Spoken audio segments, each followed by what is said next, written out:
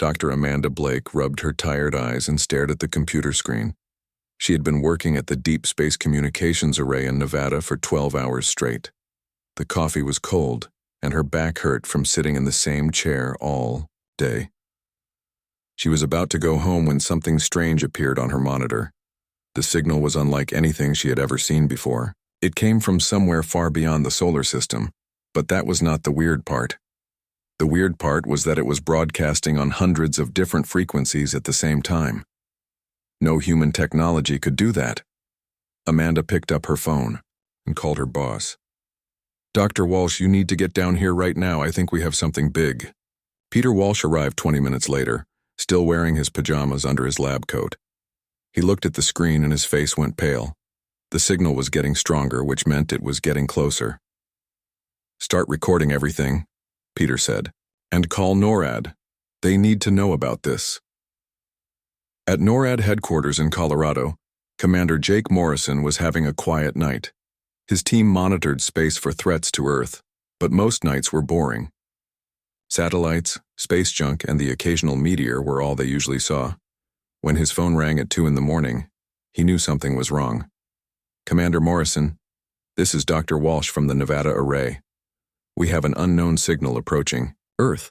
It's broadcasting on multiple frequencies and shows signs of advanced technology." Jake sat up in his chair. "How advanced are we talking about?" "More advanced than anything we have ever seen. The signal is complex and appears to be some kind of message. We need your computers to help decode it. Within an hour, the best minds in the military were working on the signal." The message was written in mathematical symbols that any intelligent species would understand. Numbers, basic physics, and simple pictures that told a story. When they finally decoded it, everyone in the room went silent. The message was short and terrifying. It said that the beings who sent it called themselves the Galactic Dominion. They had been watching Earth for some time. They knew that humans had started to explore space and build colonies on other planets. They did not like this. The message was clear. Humans had to stop all space activities immediately.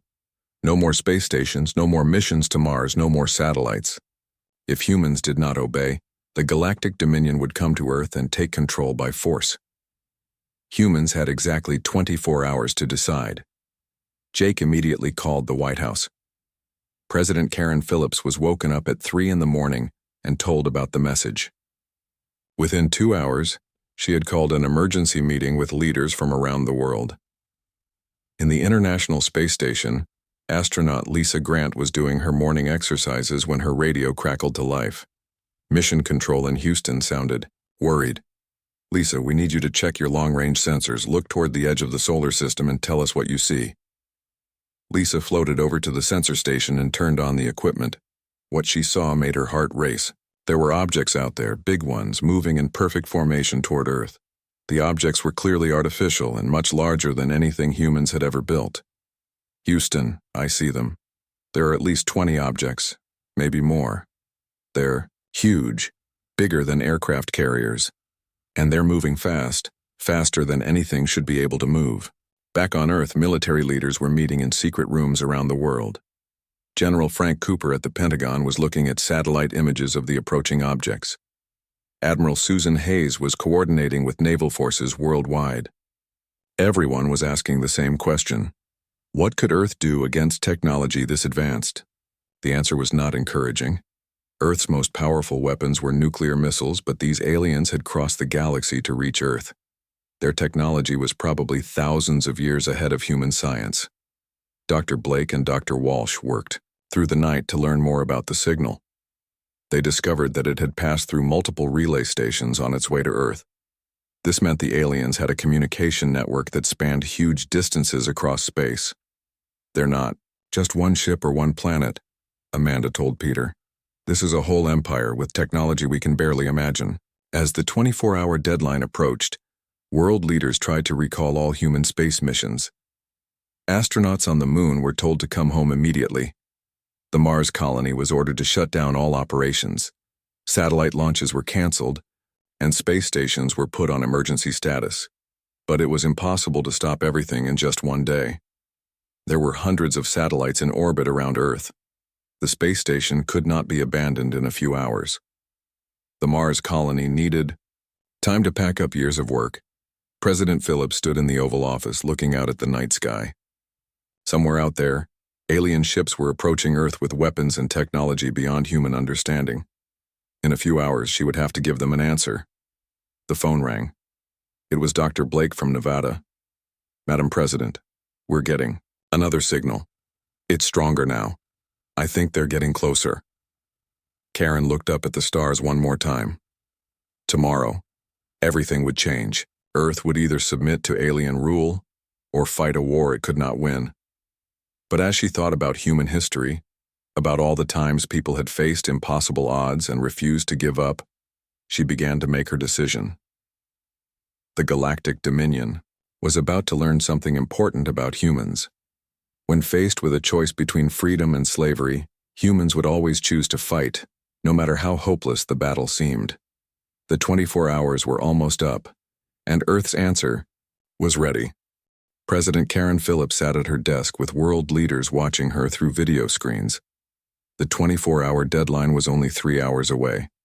Every person in the room knew that the next few minutes would decide the future of humanity.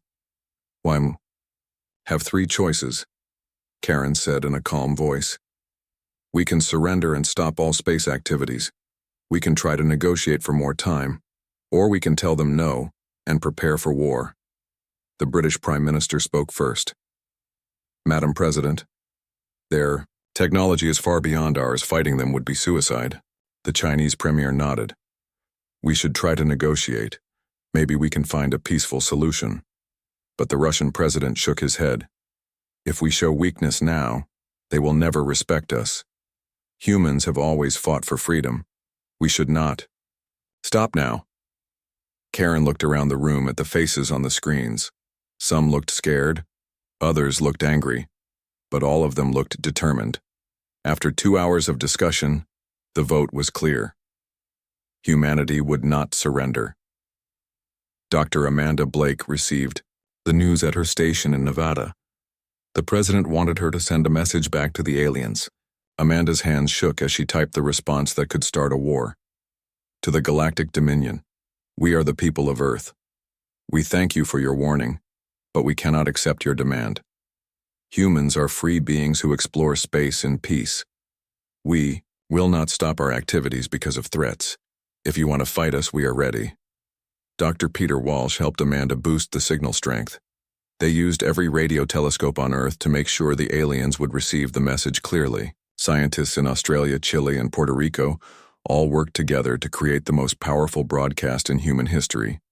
The message was sent at exactly noon, Washington time, 3 hours before the deadline.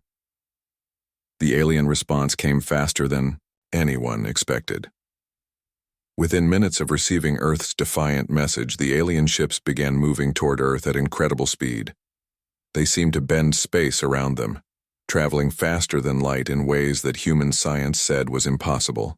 Admiral Susan Hayes was watching from the Naval Observatory when she saw the alien fleet change course. "They're coming," she reported to the Pentagon. "All ships are moving directly toward Earth. Estimated arrival time is 18 hours. Captain Roy Henderson was commanding the experimental spacecraft Endeavour near Mars when he got the emergency call. His ship was humanity's most advanced vessel, with nuclear engines and the latest weapon systems. But compared to alien technology, it was like a wooden boat facing a battleship. "Captain Henderson, you are ordered to return to Earth immediately," came the message from Mission Control. "You may be our only defense in space." Roy looked at his crew of 12 brave men and women. They all knew they were probably flying to their deaths, but no one complained. They began the long journey back to Earth, pushing their engines harder than ever before. On Earth, engineer Tony Kim was working 20 hours a day to turn peaceful satellites into weapons. He took communication satellites and loaded them with metal rods that could be dropped like bombs. He converted solar panels into laser weapons. It was not much, but it was all humanity had. "We need to think differently," Tony told his team. "These aliens expect us to fight like they do, with energy weapons and advanced technology. But humans have always been good at improvising." Dr. Elena Vasquez was studying the alien signal in her laboratory when she noticed something strange. The aliens used quantum communication, but their system had a specific frequency pattern. If humans could disrupt that pattern, it might interfere with their technology. It's like finding a crack in armor, Elena explained to her assistant. Their technology is much better than ours, but if we can hit them in exactly the right spot, we might hurt them. Meanwhile, all around Earth, ordinary people were preparing for war. Farmers welded armor onto their trucks. Factory workers began making ammunition. Students learned how to operate anti-aircraft guns. Everyone knew that the aliens would not just attack military targets. The space station crew, led by Commander Bill Rogers, refused orders to abandon their post. "We're staying," Bill told Mission Control. "If the aliens want this station, they'll have to fight for it." Lisa Grant floated in the space station and looked out at the approaching alien fleet through a telescope. The ships were beautiful in a terrifying way, like deadly sculptures made of metal and light. They moved in perfect formation as if controlled by a single mind. "They're not just ships," Lisa reported to Earth. "They're like living things." The hulls seemed to shift and change as I watched them. Captain Henderson's ship was still 2 days away from Earth when the aliens entered the outer solar system. Roy watched on his instruments as the alien vessels passed Jupiter without slowing down. Their energy readings were off the charts. President Phillips gave one final speech to the world as the alien fleet approached. "Tomorrow we face an enemy more powerful than any in human history. But we are not helpless. We have courage, creativity, and the will to remain free. Whatever happens, we will show these aliens that humanity does not surrender." In secret military bases around the world, generals and admirals made final preparations. They knew their weapons were primitive compared to alien technology, but humans had won fights against superior enemies before. Speed, surprise, and determination could sometimes beat advanced technology. Dr. Blake sent one more message into space, but this time it was not aimed at the aliens. It was broadcast in all directions, hoping that other species in the galaxy might hear it. "This is Earth calling anyone who can hear us. We are about to fight the Galactic Dominion for our freedom. If there are others out there who want to be free, know that humans will never stop fighting." As night fell across Earth, people everywhere looked up at the sky. The alien ships were still too far away to see, but everyone knew they were coming. In 18 hours, the war for humanity's future would begin. The aliens thought they were dealing with just another primitive species that would surrender when faced with superior power. They were about to learn that humans were different. When threatened with slavery, humans always chose to fight, no matter how hopeless the odds seemed to be. The alien ships arrived at dawn. They were massive, each one longer than 10 football fields and shaped like teardrops made of dark metal. The hulls seemed to move and shift like living skin, and strange lights pulsed along their sides. There were 30 ships in total, arranged in a perfect triangle formation above Earth. Lisa Grant watched from the space station as the largest alien vessel moved closer. Through her telescope, she could see smaller ships flying around it like insects around a hive. The main ship was so big it blocked out the stars behind it. "Earth, this is the space station," Lisa reported. "The alien fleet has stopped just outside our orbit. The lead ship it's beautiful and terrifying at the same time. On Earth, every military radar was pointed at the sky. General Frank Cooper stood in the Pentagon war room, watching the alien ships on dozens of screens. The ships just hung, there in space, waiting. Then the alien spoke. The voice came through every radio, television, and computer on Earth at the same time. It was deep and cold, speaking perfect English with no accent. "I am Overlord Zarthal of the Galactic Dominion. You have refused our generous offer of peaceful surrender. This was unwise. You will now witness the power that has conquered 1,000 worlds." Captain Roy Henderson was still racing back to Earth in his ship Endeavour when he heard the alien broadcast. He was only 6 hours away from Earth, but he knew he might be too late. His small crew prepared their weapons, even though they all knew it was hopeless. The attack began without warning. Bright beams of energy shot down from the alien ships, hitting military bases around the world. The Pentagon's radar showed the beams destroying targets with perfect accuracy. Missile silos, Air Force bases, and naval shipyards were turned to glass in seconds. But the aliens made their first mistake. They focused on big military targets and ignored the smaller, scattered forces. Colonel Mike Turner was leading a squadron of fighter jets from a small airfield in Montana when the attack started. His base was too small for the aliens to notice. "All right, people," Mike said to his pilots over the radio.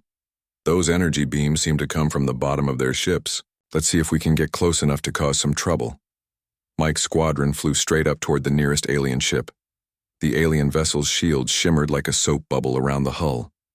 When Mike fired his missiles, they exploded harmlessly against the energy barrier. But then something unexpected happened. Mike's wingman, Lieutenant Dave Kelly, had run out of missiles. In desperation, he fired his airplane's cannon, shooting simple metal bullets at the alien ship. The bullets passed right through the shield and hit the hull. "The shields don't stop solid objects," Dave shouted over the radio. "Only energy weapons." This discovery changed everything. The aliens had designed their shields to stop laser beams and plasma cannons, but they never expected humans to still use primitive kinetic weapons. Dr. Elena Vasquez was in her laboratory when the attack started. She had been working on her quantum disruption theory all night. When the building shook from a nearby explosion, she knew she had to test her idea immediately. Elena connected her equipment to the building's power grid and aimed it at the alien ship hovering over the city. When she activated the device, a strange wave of energy pulsed outward. For just a moment, the alien ship's hull seemed to flicker and become transparent. "It works," Elena whispered. "Their technology has a weakness." Meanwhile, Captain Henderson finally reached Earth's orbit in his ship Endeavour. He could see the battle raging below as human aircraft swarmed around the alien vessels like angry bees. Most of the human ships were being destroyed, but some were getting through the alien defenses. Roy tried to contact the lead alien ship on standard diplomatic frequencies. "This is Captain Henderson of the Earth vessel Endeavour. I request to speak with your commander." The response was immediate. A beam of energy hit the Endeavour and shut down all its systems. The ship went dark and began falling toward Earth's atmosphere. Roy and his crew barely managed to restart their emergency power and stabilize their orbit. On the ground, Marine Captain Danny Foster was leading his men through the ruins of a military base. The aliens had landed ground troops, tall, thin beings, in powered armor that made them look like walking skeletons. But these alien soldiers had a problem. They were used to fighting enemies with advanced technology, not humans with simple but effective weapons. Danny's Marines used guerrilla tactics, hiding in rubble and attacking from unexpected angles. The alien soldiers moved in perfect formation, which made them easy targets for human snipers. "They fight like robots," Danny told his sergeant. "No creativity, no adaptation. They expect us to fight fair, but humans don't fight fair when we're fighting for our lives." The turning point came when pilot Jenny Wright made a desperate decision. She was flying a cargo ship loaded with Tony Kim's improvised weapons when alien fighters surrounded her. Instead of trying to run, Jenny aimed her ship directly at an alien cruiser and opened fire with everything she had. Jenny's cargo ship was destroyed, but not before her weapons punched through the alien ship's hull. The alien cruiser began leaking atmosphere and fell toward Earth's surface, trailing fire and debris. For the first time since the battle began, humans had destroyed an alien ship. The victory came at a terrible cost. Cities around the world were burning. Thousands of people had died in the first hour of fighting. The alien retaliation was swift and brutal. Energy beams rained down on major population centers, turning buildings to ash. But something had changed. The aliens were no longer treating humans as helpless primitives. They began using more powerful weapons and deploying additional forces. The easy conquest they had expected was turning into a real war. Overlord Zarthul stood on the bridge of his flagship, looking down at the burning planet below. In 1,000 previous conquests, the enemy had surrendered after the first demonstration of Dominion power. But these humans were different. They kept fighting even when facing certain death. "Deploy the heavy assault units," Zarthul ordered his subordinates. "It seems these primitives need a more direct lesson in the futility of resistance." As night fell across the war-torn Earth, both sides prepared for the battles to come. The aliens had superior technology and numbers, but humans had something the Galactic Dominion had never encountered before: the absolute refusal to surrender, no matter how hopeless the situation appeared. The war for Earth's freedom had begun, and humanity would show the galaxy what happened when someone threatened their home. 3 days had passed since the alien attack began. Cities around the world lay in ruins, but humanity refused to surrender. In hidden bunkers and makeshift bases, human fighters were learning how to fight an enemy from the stars. Dr. Amanda Blake had moved her equipment to an underground facility in Colorado. She had been working day and night to crack the alien communication system. Finally, she had a breakthrough. "I'm in," Amanda told Dr. Peter Walsh as she stared at her computer screen. "Their communication network uses quantum signals, but they're not encrypted. They never expected anyone to be able to intercept them."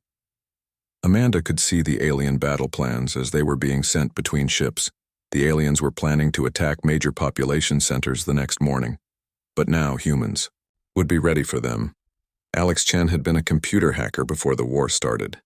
Now he was working with Amanda to turn his skills against the aliens. Together, they began feeding false information into the alien network. "If we tell their ships that human forces are gathering in the wrong places, they'll waste time attacking empty areas," Alex explained to Amanda. "It might give our people a chance to hit them where they're not expecting it." Captain Roy Henderson had managed to repair his ship Endeavour after the alien attack disabled it. His crew had worked for 2 days straight to get the engines running. Again. Now they were hidden behind the moon, planning their next move. "We can't fight them ship to ship," Roy told his crew. "But we don't have to. We just need to cause enough trouble to help our people on Earth."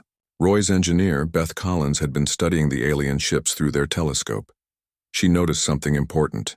The alien vessels moved in perfect patterns, following precise mathematical formulas.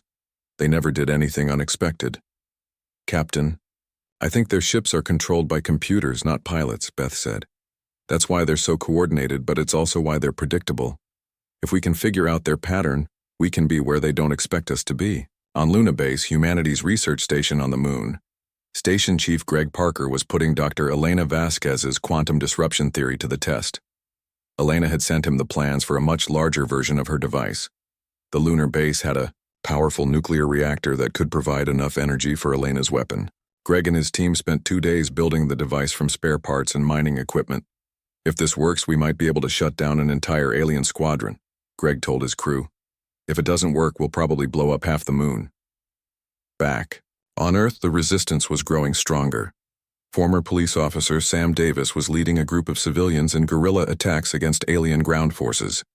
They had learned that the aliens had trouble with Earth's environment. "Their armor is designed for sterile spaceships," Sam explained to his team. "But Earth is full of dust, rain, and bacteria. Their equipment keeps breaking down."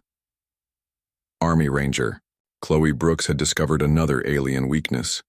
The tall, thin aliens inside their armor were not built like humans. They were stronger, but less flexible, and they had trouble with Earth's gravity. "Hit them low and move fast," Chloe taught her fighters. "They can't bend down quickly, and their armor makes them top-heavy. Trip them up and they fall like trees." The aliens were getting frustrated. What should have been a simple conquest was turning into a difficult war. Their ground forces were being harassed constantly by human fighters who appeared from nowhere, attacked, and then disappeared. Communications officer Maya Patel was working at a military base in India when she made an important discovery. She had been monitoring alien radio traffic and noticed that all their orders came from a single command ship. "If we can jam their command frequencies, their whole fleet might lose coordination," Maya told her commander. "They're used to following orders, not thinking for themselves." Maya began broadcasting interference on the alien command channels. She used music, random noise, and even recordings of Earth animals. The result was immediate. Alien ships began moving erratically, and their ground forces stopped receiving new orders. Captain Jenny Wright had survived her attack on the alien cruiser by ejecting from her cargo ship at the last second. Now she was commanding a small fleet of converted civilian spacecraft. Farmers and crop dusters, cargo pilots and freight haulers, and even teenagers in private planes had volunteered to fight. "We may not look like much," Jenny told her unlikely, Squadron, but we're fast, we're unpredictable, and we're fighting for our home. Jenny's plan was simple but dangerous. While the aliens were distracted by the communication jamming, her squadron would attack their largest ship with Dr. Elena's quantum disruptors and old-fashioned ramming tactics. The battle began at dawn. Luna Base fired its quantum disruption beam at the alien fleet, and 3 alien cruisers suddenly went dark. Their shields failed, their weapons shut down, and they began drifting helplessly in space. On Earth, human forces launched coordinated attacks on the confused alien ground. Troops, Sam Davis's civilians attacked from sewers and rooftops. Chloe Brooks's Rangers hit alien supply lines. Military units around the world struck at alien positions while their communications were jammed. In space, Jenny Wright led her squadron of makeshift fighters against the alien mothership.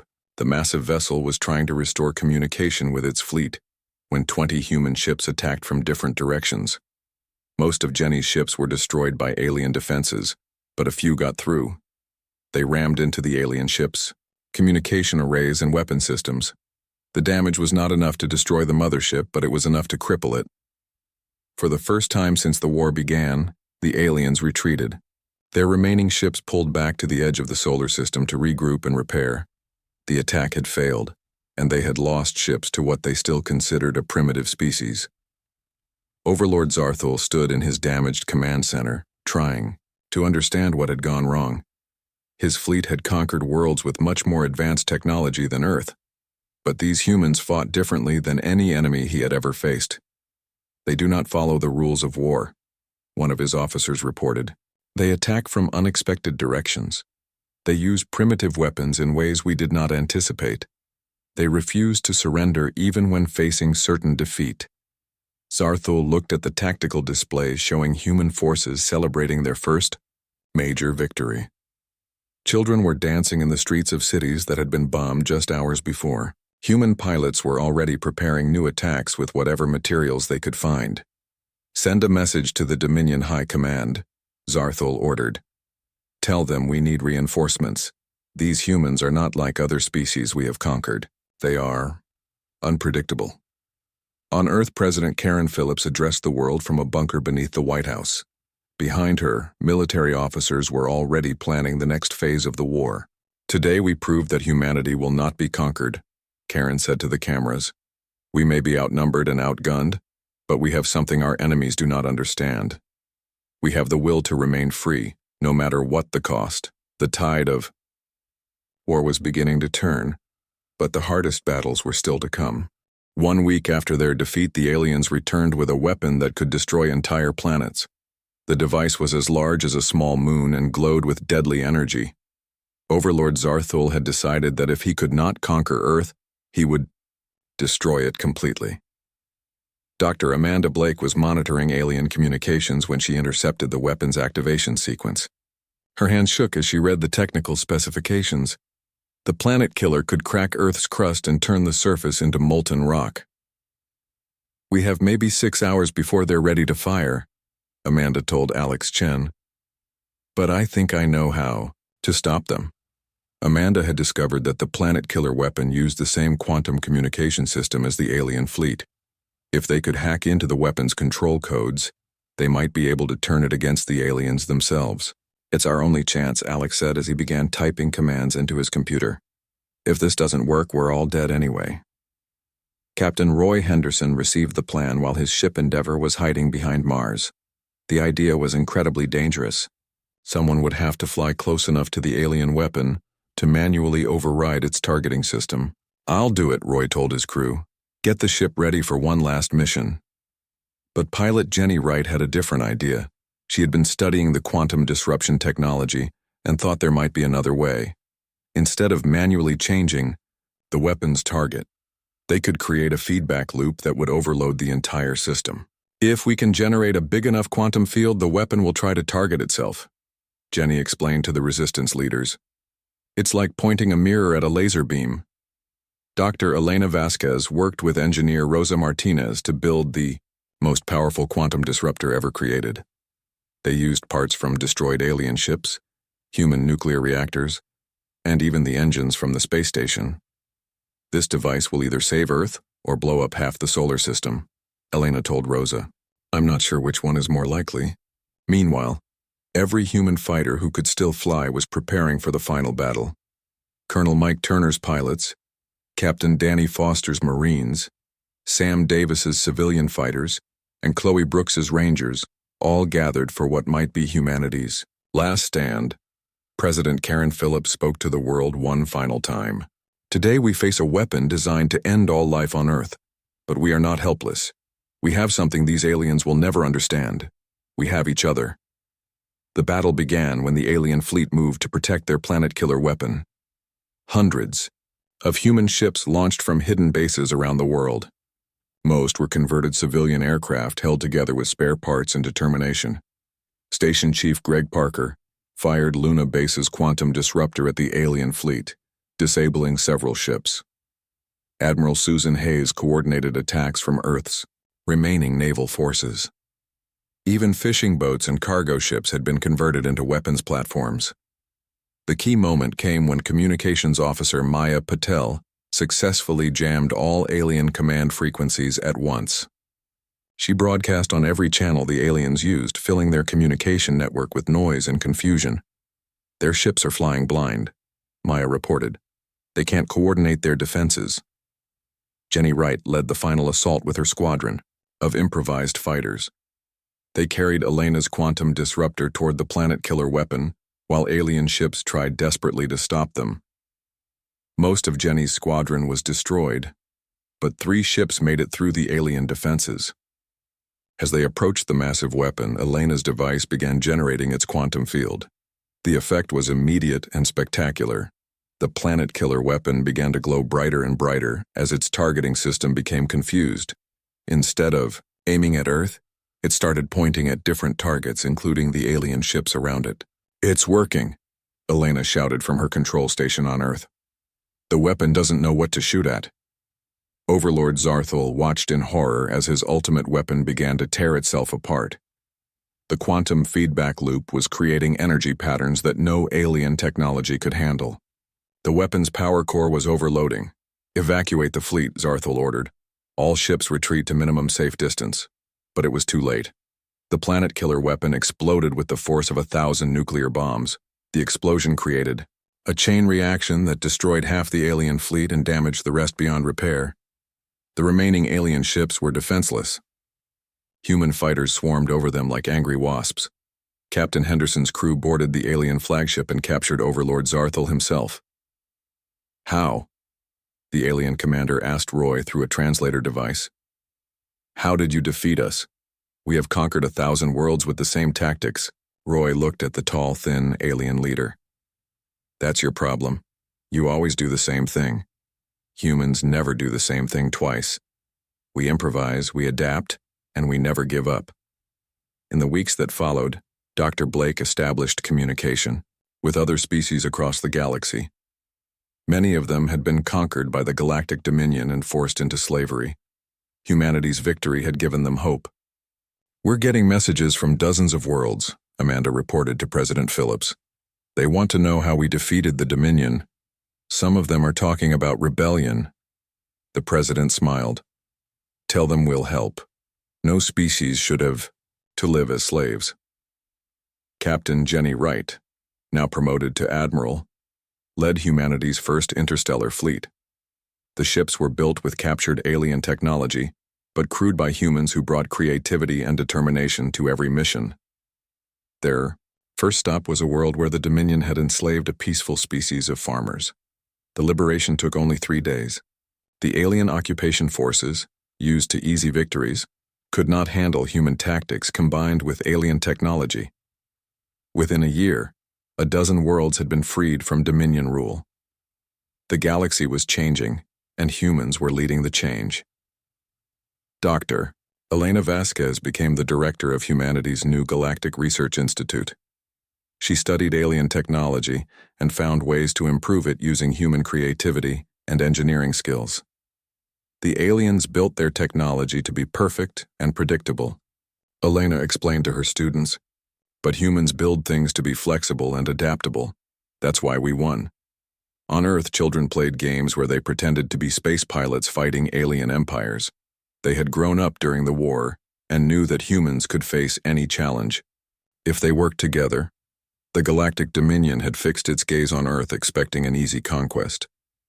Instead, they found a species that would not surrender, could not be predicted, and refused to accept slavery.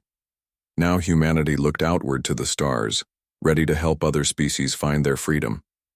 The galaxy would never be the same again, and it would be a better place because humans had chosen to fight rather than submit. The war was over, but humanity's greatest adventure was just beginning.